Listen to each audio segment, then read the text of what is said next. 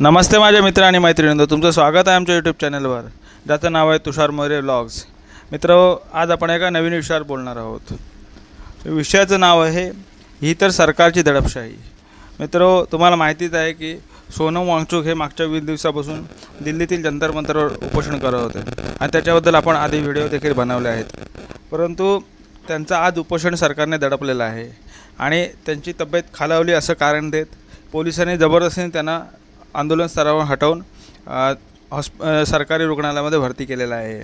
आणि तिथल्या जे आंदोलनकर्ते होते त्यांना शिवीगाळ आणि मारहाण देखील केलेले आहे. म्हणजे ही सरकारने दडपशाही चालवली आहे पोलिसांच्या आधारे. कारण पोलीस हे फक्त मोहरा आहेत, परंतु आदेश देणारेवरती नेते लोकच असतात. त्याच्यामुळे आज सोनम वांगचुकना जो फार मोठा पाठिंबा मिळत होता त्याचा त्रास सरकारला झालेला आहे.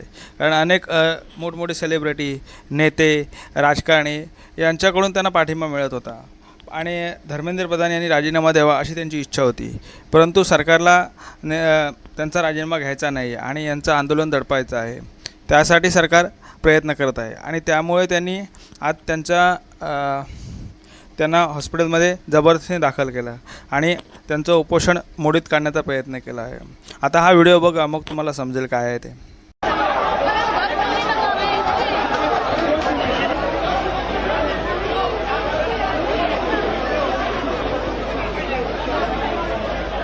आत्ता तुम्ही व्हिडिओ बघितला असेल की त्यांना जबरदस्तीने रुग्णालयात घेऊन गेले आहेत आणि त्याच्यामुळे अभिजित दिपके हे खूपच नाराज झाले आहेत आणि आता त्यांनी उपोषण करण्याचा इशारा दिलेला आहे सरकारला. आता बघा अभिजित दिपके काय म्हणत ते तुम्हाला समजेल. आता हा व्हिडिओ बघा.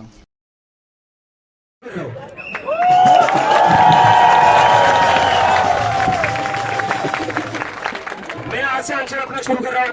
हमारा 20 जुलाई का मार्च भी होगा और मेरा अनशन भी जारी रहेगा. इन लोगों को लग रहा है ये सोनम सर को अंदर करके सोनम सर को यहाँ से उठाकर आंदोलन खत्म कर सकते हैं. आंदोलन खत्म नहीं होगा. मैं अनशन पर बैठा हूँ. मैं सभी लोगों से अपील करता हूँ, सारे लोग जंतर मंतर आ जाइए. ये आंदोलन पीछे नहीं हटेगा.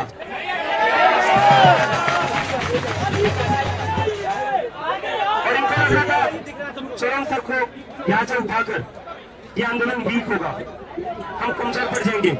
ये सरकारला असं वाटलं होतं की एकाला हॉस्पिटलमध्ये भरती केलं की यांचं आंदोलन तिथेच थांबेल.